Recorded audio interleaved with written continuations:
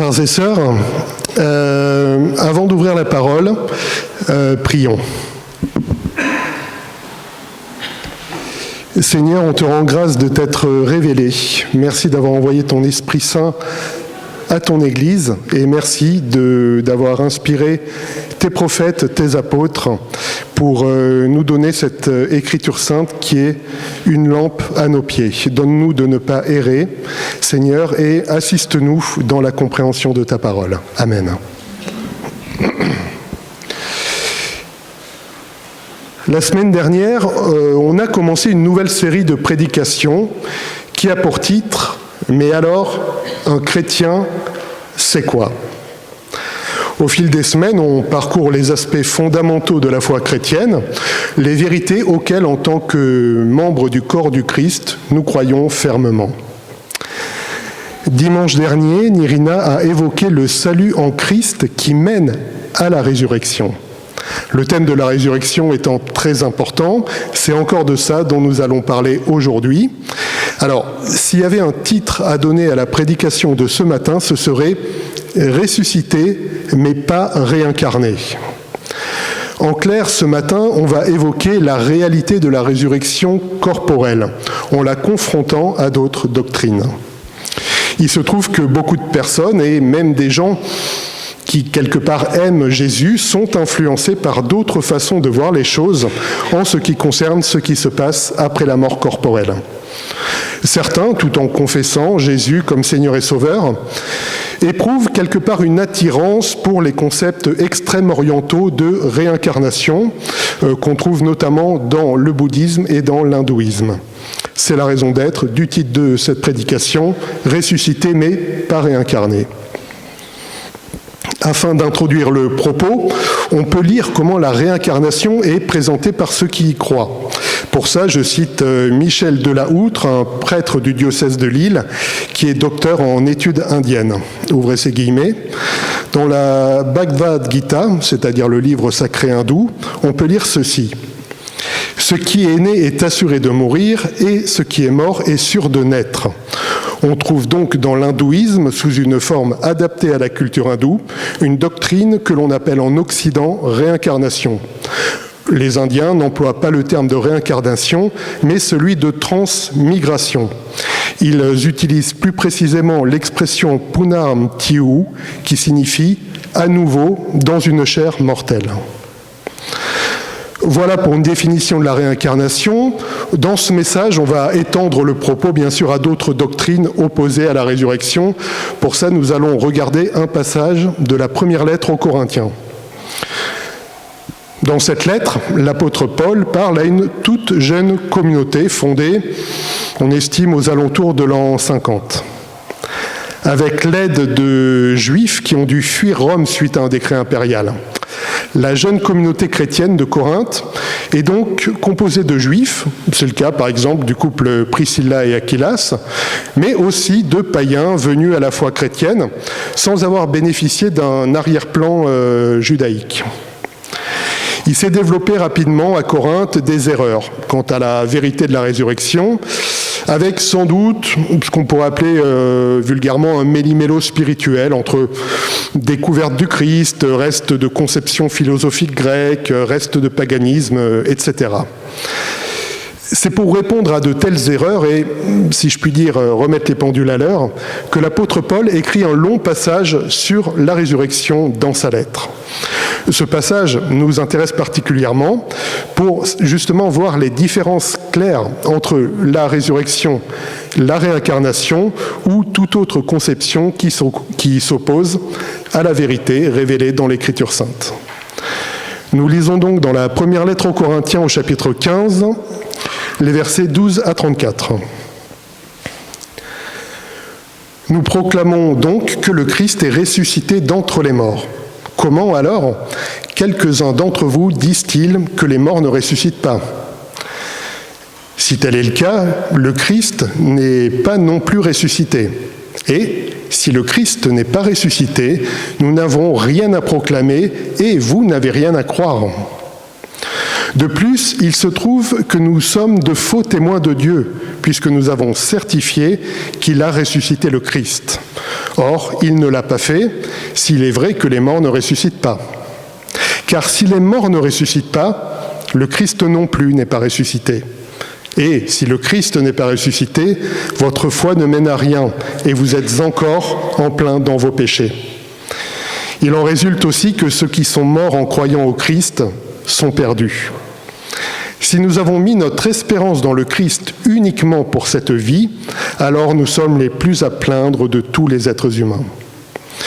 Mais en réalité, le Christ est ressuscité d'entre les morts, en donnant ainsi la garantie à que ceux qui sont morts ressusciteront également. Car de même que la mort est venue par un homme, de même, la résurrection des morts vient par un homme. Tous les êtres humains meurent parce qu'ils sont liés à Adam, de même que tous recevront la vie parce qu'ils sont liés au Christ, mais chacun a son propre rang, le Christ, le premier de tous, puis ceux qui appartiennent au Christ au moment où il viendra. Ensuite arrivera la fin. Le Christ détruira toute autorité, tout pouvoir et toute puissance spirituelle, et il remettra le règne de Dieu, le règne à Dieu le Père. Car il faut que le Christ règne jusqu'à ce que Dieu ait mis tous ses ennemis sous ses pieds. Le dernier ennemi qui sera détruit, c'est la mort. En effet, il est écrit « Dieu lui a tout mis sous ses pieds ». Mais il est clair que, dans cette phrase, le mot « tout » n'inclut pas Dieu qui soumet toutes choses au Christ. Lorsque toutes choses auront été soumises au Christ, alors lui-même, le Fils, se soumettra à Dieu qui lui aura tout soumis. Ainsi, Dieu régnera parfaitement sur tout.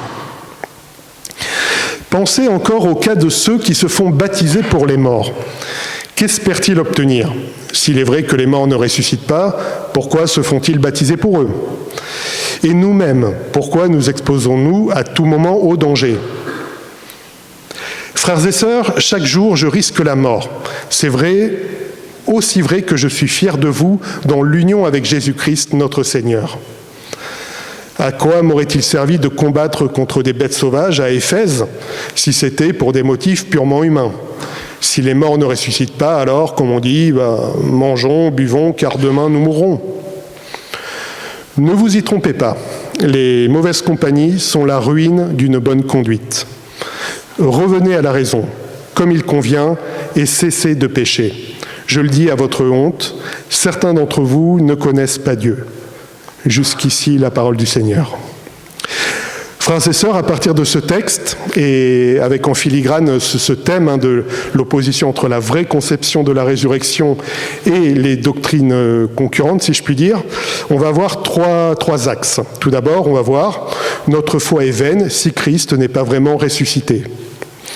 Deuxièmement, nous verrons « Notre propre résurrection dépend de Jésus-Christ, le premier ressuscité ». Et enfin, on va conclure avec la résurrection, une réalité attestée par une nuée de témoins. La réalité de la résurrection de Jésus est le premier point qui est rappelé par Paul dans le passage qui nous intéresse aujourd'hui. L'affirmation centrale se trouve simplement exprimée au verset 14 que je vous propose de relire. Si le Christ n'est pas ressuscité, nous n'avons rien à proclamer et vous n'avez rien à croire. Quelque part, c'est le centre de la proclamation chrétienne que nous rappelons souvent en cette période de Pâques avec cette célèbre phrase quand on se croise. Oui, il est ressuscité, il est vraiment ressuscité. Pour convaincre ses lecteurs, l'apôtre Paul met à profit ses compétences de débatteur et de spécialiste en rhétorique, lui le juif qui est aussi de culture grecque. Il emploie ce qu'on appelle en rhétorique un raisonnement par contraposé, alors qu'on connaît plus familièrement sous un autre nom, il s'agit d'un raisonnement par l'absurde. Pour faire simple, Paul part du principe que la proposition théologique de ses opposants est vraie, pour démontrer qu'elle aboutit à une complète contradiction, à un non-sens complet, voire à de graves conséquences. Et le résumé de ce raisonnement de Paul, et on le trouve au verset 17, quand il dit « Si le Christ n'est pas ressuscité, votre foi ne mène à rien et vous êtes encore plein de vos péchés. » En plus d'être une fausse doctrine, le fait de nier la réalité de la résurrection de Jésus a donc de graves conséquences. L'apôtre a exprimé la même idée dans sa prédication à Antioche, qu'on retrouve au chapitre 13 du livre des Actes, au versets 38 et 39, où il dit ceci : « Frères, vous devez le savoir, c'est par Jésus que vous est annoncé le pardon des péchés et des fautes dont la loi de Moïse ne pouvait vous libérer. C'est par lui que toute personne qui croit est rendue juste par Dieu. » Alors, on va revenir un peu plus tard sur la question de la différence entre la résurrection et la réincarnation. Avant ça, on peut constater que la réalité de la résurrection de Jésus, résurrection corporelle, est un point de divergence fort avec d'autres confessions. Alors, j'ai moi-même le plaisir de discuter souvent avec un collègue de confession musulmane qui se reconnaîtra s'il écoute ce message. On expose notre foi, ce en quoi on croit, dans une ambiance très bienveillante, mais ferme sur notre proclamation respective. Force est de constater qu'avec ce collègue, on a beaucoup de points de convergence. Nous croyons tous les deux en un Dieu unique, tout d'abord révélé à Abraham. Nous croyons que Jésus va revenir à la fin des temps. Le calendrier, si je puis dire, eschatologique musulman est assez comparable au calendrier chrétien. Nous croyons tous les deux que Dieu a créé le ciel, la terre et tout ce qui s'y trouve. Le principal point de divergence entre mon collègue et moi, c'est la question de la résurrection de Jésus. Pour lui, Jésus est un grand prophète, honoré et vénéré. Cependant, il n'a pas été crucifié et il n'est donc pas ressuscité. Il est directement monté au ciel.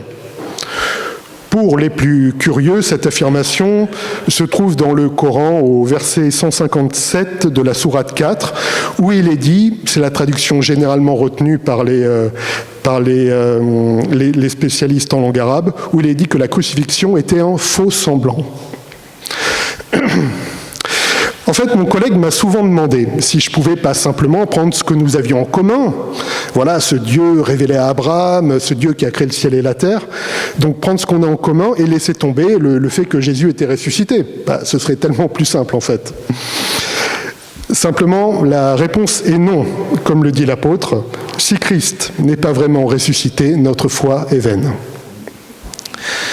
Je connais le témoignage personnel de certains d'entre vous, frères et sœurs, et je sais que vous aussi, vous partagez du temps avec des personnes que vous appréciez, que vous aimez, qui croient en Dieu, mais qui, hélas, ne croient pas que Jésus est vraiment mort et vraiment ressuscité. Je crois qu'on peut prier les uns pour les autres pour demander l'assistance de l'Esprit Saint pour présenter avec amour et bienveillance l'Évangile. Avec amour, oui, mais avec assez de fermeté dans la conviction que nous avons que Jésus est ressuscité et qu'il est vraiment ressuscité. Nous pouvons être rassurés par le fait que la circoncision du cœur et la conversion ne sont pas notre responsabilité ni notre sort, c'est l'œuvre de Dieu. Nous pouvons rendre grâce pour les nombreux auteurs qui proposent des ressources pour la présentation de la foi chrétienne. Je pense aux interventions du professeur Karim Areski, lui-même d'arrière-plan musulman, intervenant régulier dans les facultés et instituts bibliques parisiens, auteur d'excellents ouvrages sur la question. Et tout à l'heure, en discutant avec une sœur, effectivement, vous le trouverez, il y a beaucoup de vidéos, il fait même des formations à l'évangélisation, le pasteur Seydou Jibou, qui lui aussi est d'arrière-plan musulman et qui apporte des éléments pour parler, entamer un dialogue avec des personnes de confession musulmane. On vient de le voir, Jésus est ressuscité, il est vraiment ressuscité. Telle est la grande première affirmation rappelée par Paul dans le message qui nous intéresse aujourd'hui. On va maintenant rappeler l'importance de cette résurrection pour nous. En effet, à la suite du Christ, c'est nous qui allons ressusciter. Je vous propose de relire les versets 20 et 21. Mais en réalité, le Christ est ressuscité d'entre les morts, en donnant ainsi la garantie à que ceux qui sont morts ressusciteront également. Car de même que la mort est venue par un homme, de même la résurrection des morts vient par un homme. Bien entendu, on trouve des affirmations similaires dans beaucoup de passages du Nouveau Testament. Pour le dire autrement, voici comment l'apôtre Pierre présente cette même réalité dans sa première lettre, au chapitre 1, verset 3. « Bénissons Dieu, le Père de notre Seigneur Jésus-Christ. Dans sa grande bonté, il nous a fait naître à une vie nouvelle en ressuscitant Jésus-Christ d'entre les morts. C'est pour que nous ayons une espérance vivante. » Jésus est présenté par l'apôtre Paul comme le premier des ressuscités. On trouve une affirmation similaire dans la première, il y en a pas deux, donc dans la lettre tout court aux Colossiens. Comme souvent, l'Écriture sainte emploie une image agricole. Voici le commentaire qu'en fait le théologien évangélique Wayne Grudem dans son ouvrage de théologie systématique. En appelant le Christ les premiers fruits, Paul utilise une métaphore empruntée à l'agriculture pour indiquer que nous serons semblables au Christ. Tout comme les premiers fruits montrent à quoi ressemblera le reste de la récolte, le Christ, en tant que premier fruit, montre à quoi ressembleront nos corps de résurrection quand, au moment de la moisson finale de Dieu, il nous ressuscitera d'entre les morts et nous amènera dans sa présence. Fin de citation. Cette promesse de la résurrection a été manifestée en fait dès l'Ancien Testament, au premier chapitre de son livre, au deuxième chapitre de son livre, le prophète Daniel évoque un royaume qui viendra après tous les autres et qui ne sera jamais détruit. On trouve aussi ces mots du prophète Ésaïe qui, plusieurs siècles avant Jésus, écrivait ceci qu'on retrouve au chapitre 25 de son livre et au verset 8. « Il supprimera la mort pour toujours. Le Seigneur Dieu essuiera les larmes sur tous les visages. Dans l'ensemble du pays, il enlèvera l'affront que son peuple a subi. Voilà ce qu'a promis le Seigneur. » C'est des mots qui, en partie, ont été repris par l'apôtre Jean dans son Apocalypse. Frères et sœurs, c'est entre autres sur ce point précis que la doctrine de la réincarnation ne saurait apporter une espérance égale à celle de la résurrection des corps. Comme nous l'avons vu, notre résurrection sera le signe de l'œuvre de Dieu, un bénéfice qui nous est offert par le seul sacrifice et la seule résurrection de Jésus-Christ. Or, la réincarnation est en fait la négation de cet amour de Dieu. Voici ce qu'écrit le père de la Houtre, que j'ai cité déjà en début de message. Deux idées fondamentales sous-tendent cette croyance de la réincarnation. Tout d'abord, le dualisme de l'être humain, composé d'une âme, les hindous l'appellent Atman, et d'un corps, et ensuite la loi des actes, c'est-à-dire la répercussion que peut avoir chacun de nos actes sur notre propre destinée. Tout s'explique par des actes commis dans le passé, c'est ce qu'on appelle le karma. L'hindouisme et le bouddhisme ignorent donc la grâce miséricordieuse du Dieu du christianisme qui pardonne les actes passés. Alors que l'Écriture sainte enseigne que nous ressusciterons corps et âme de façon solidaire, la réincarnation oppose d'un côté le corps, qui périra à jamais, et de l'autre l'âme condamnée à se fondre dans un nouveau corps, dans un cycle quasi perpétuel, jusqu'à atteindre le nirvana une fois purifié. Si nous pouvons, à titre culturel, avoir une forme de sympathie pour certains principes extrêmes orientaux, par exemple, le bouddhisme partage avec le Proche-Orient ancien un certain art de la littérature de sagesse qu'on retrouve d'ailleurs dans la Bible, dans le livre des Proverbes. En revanche, nous ne pouvons pas, en tant qu'enfants de Dieu, en tant que serviteurs de Jésus et appelés à son service, donner caution aux enseignements du bouddhisme et de l'hindouisme qui sont contradictoires avec ce que l'Éternel nous a révélé dans sa sainte parole. Jésus est vraiment ressuscité et à sa suite, nous allons ressusciter. C'est ce qu'on vient de voir. Dans la troisième partie, on va conclure avec la question du témoignage chrétien à propos de la résurrection. C'est le dernier axe abordé par l'apôtre dans le message que nous lisons aujourd'hui. Un mot tout d'abord sur un verset un peu mystérieux, celui où il est question de baptême pour les morts. C'est au verset 29 que nous relisons. Pensez encore au cas de ceux qui se font baptiser pour les morts. Qu'espèrent-ils obtenir? S'il est vrai que les morts ne ressuscitent pas, pourquoi se font-ils baptiser pour eux? Pour faire simple et au risque de vous décevoir, il n'y a aucun consensus sur ce que pouvait être ce fameux baptême pour les morts pratiqué par les Corinthiens. Le théologien Gordon Fee écrit d'ailleurs ceci à propos de ce verset. Il y a 2 siècles, le théologien Bengel prétendait que le simple catalogue des différentes interprétations de ce verset constituerait déjà le sujet d'une thèse. Depuis lors, beaucoup de nouvelles propositions ont été lancées sur le marché de la théologie et des thèses ont effectivement été écrites à ce sujet. C'est un des fameux passages un peu obscurs de l'Écriture sainte qui résiste encore à notre compréhension complète en l'état actuel de nos connaissances. Toutefois, on peut quand même comprendre là où Paul veut en venir. Déjà, on peut noter que l'apôtre fait mention de ce rituel sans l'approuver explicitement. Il s'en sert simplement pour mettre ses lecteurs face à leurs contradictions. Formulé autrement, ça pourrait donner, d'une façon un peu plus moderne et en paraphrasant, vous qui croyez pas à la résurrection des morts, c'est quand même fort de café de vous faire baptiser pour les morts, quoi. C'est bien au témoignage et à la proclamation que l'apôtre Paul invite les lecteurs de sa lettre. Relisons les versets 30 et 31. Et nous-mêmes, pourquoi nous exposons-nous à tout moment au danger? Frères et sœurs, chaque jour je risque la mort.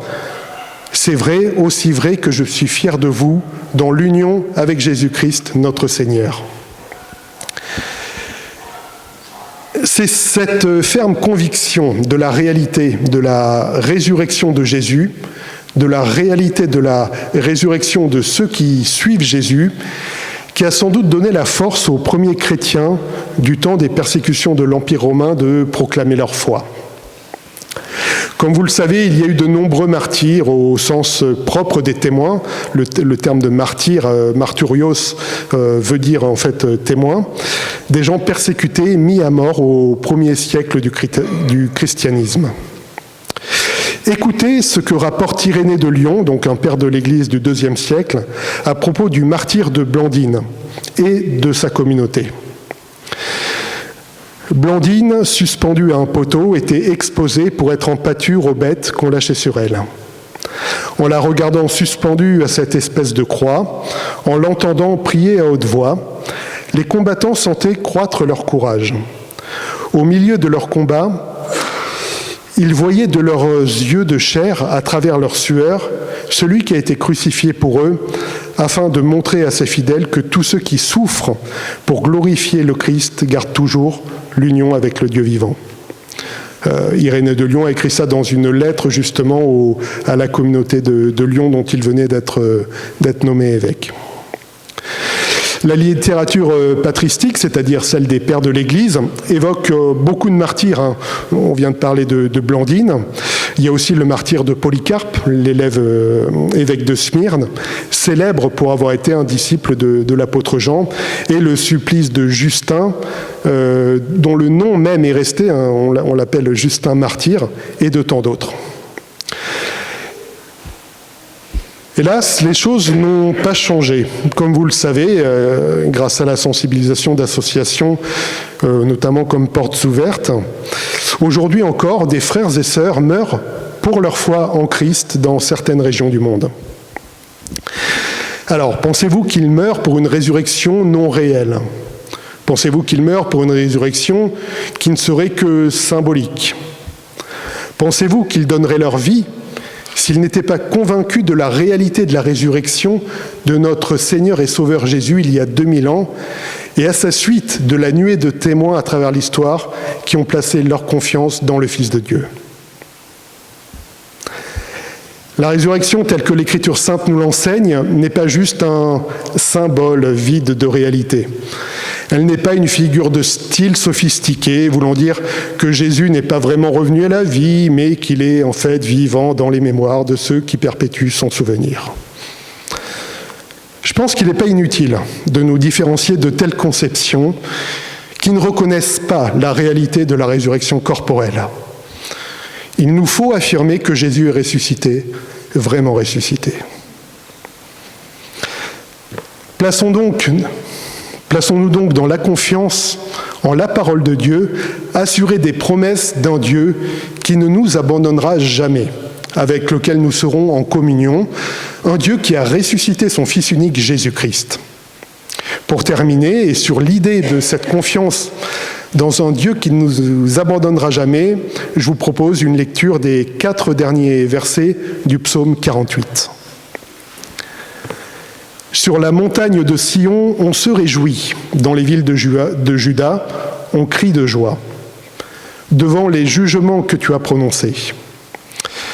Faites en cortège le tour de Sion, comptez ses tours de défense, admirez ses murailles, regardez bien ses fortifications. Alors, vous raconterez à la génération qui vient, ce Dieu est notre Dieu pour l'éternité, il nous conduit pour toujours. Amen.